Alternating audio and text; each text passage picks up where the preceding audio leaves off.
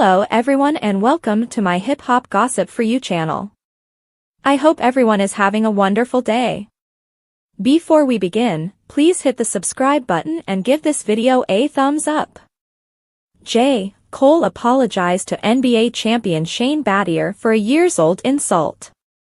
J. Cole made a seemingly unprovoked attack at NBA icon Shane Battier on his 2011 debut album, but he just had the opportunity to apologize in person. On the Cole World, the sideline story Cut a Rise and Shine, Cole sings on the track, "We in two different games, you playin' patty cake / brother you're lame, you're Shane Battier." Earlier this week, Battier revealed in a new interview that he met Cole while dining at the same restaurant in Miami last summer. Though the line never affected him, he appreciated Cole's willingness to own his error. "I caught a stray. I never met him," Battier joked. "I assumed he was a Carolina supporter, and we used to defeat Carolina on the regular. So I think he's probably just mad. But, you know what? I'm probably lame. So I owned it and didn't care." He went on, "So I was having dinner in Miami this past summer, and the maitre d' came up to me and said, 'Hey, there's this person who wants to come speak to you and apologize to you. I believe his name is J. Cole?' I'm thinking, who's deceiving me? Someone's tugging my chain. Really funny, guys. I'm lame, I get it." And sure enough, when I went around the corner, J. Cole was there. In person, he's far bigger than I expected. He's around 6 feet 5 inches tall, a large dude. And he was like, "Hey, dude, I was praying that we would have this moment where I could say, you know what, man, my mistake. I was young. I'm sorry you caught a stray at that moment." I'm like, "Man, don't be concerned. I got it." The rap game is a tough game. But I admired the humility of a guy who had put me on blast. I wasn't angry, I just thought it was hilarious. On a more serious note, on the most recent episode of his audio series Inevitable, J. Cole burst into tears when listening to "Can I Holla at Ya" from his 2013 EP Truly Yours. The song, which heavily borrows from Lauryn Hill's To Zion, finds Cole musing on the anguish of his stepfather fleeing his family and the catastrophic impact it had on his mother. Cole cried up as he heard the verse in question, admitting, "Bro, that shit just hit me crazy."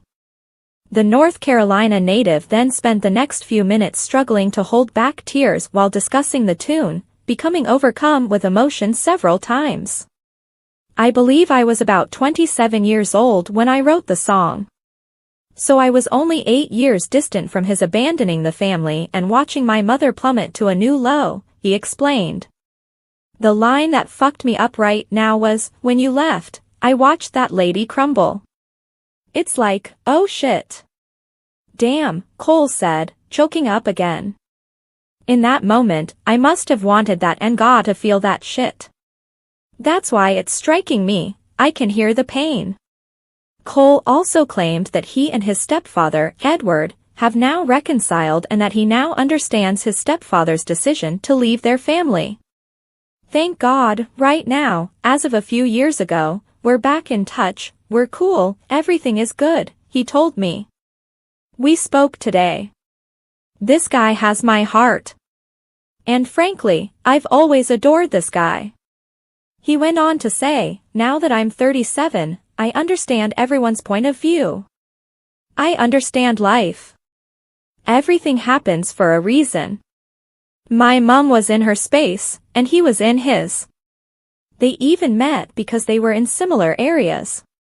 Many relationships are based on poisonous tendencies from childhood trauma that we don't know how to address. So I understand now that he was simply making the best decisions for himself at the time, and she was doing the best she could." J. Cole fans call for 2014 Forest Hills Drive anniversary expansion following overwhelming demand for MSG concert. Pre-sale tickets for J. Cole's 2014 Forest Hills Drive 10th anniversary event at Madison Square Garden went on sale at 10 a.m. Eastern Time on Monday, and the enormous demand implies the North Carolina rapper may need to add a second night or expand the tour to additional locations. As long-term admirers hurried to secure their spots, social media erupted over the large queue, which had topped 150,000 at the time of publishing. The event will take place on a single night, December 16th, with general admission tickets going on sale Wednesday. For comparison, MSG has a seating capacity of 19,500. There are 126,000 people ahead of me.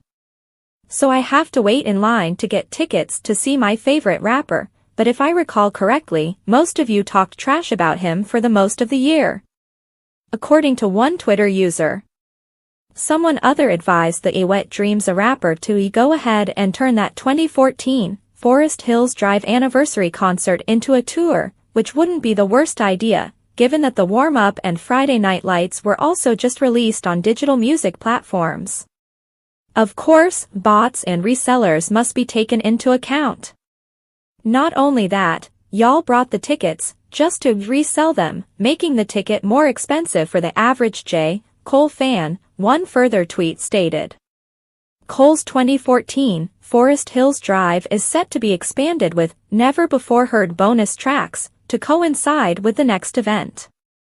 The 4 confirmed songs are Home Soon, Die Together, Judgment Day, and Winter Wonderland, all of which were recorded around the same time as the album's first release.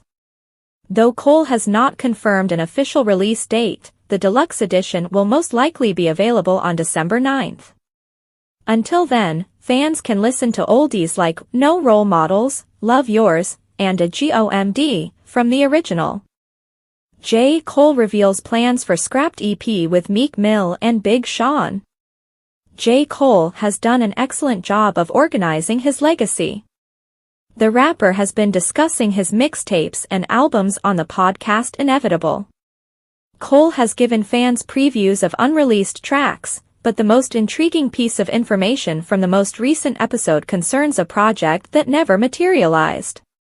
J. Cole told listeners that he was in a creative zone alongside Meek Mill and Big Sean during the sessions for 2013's Born Sinner. He was in such a rhythm that he pondered releasing a collaboration EP. This was a stunning realization. J. Cole had never stated intentions for a hypothetical EP before the podcast, thus it sounds like a what-if scenario from a blog-era fan. However, the EP almost came to completion, as all 3 artists collaborated throughout 2012-13.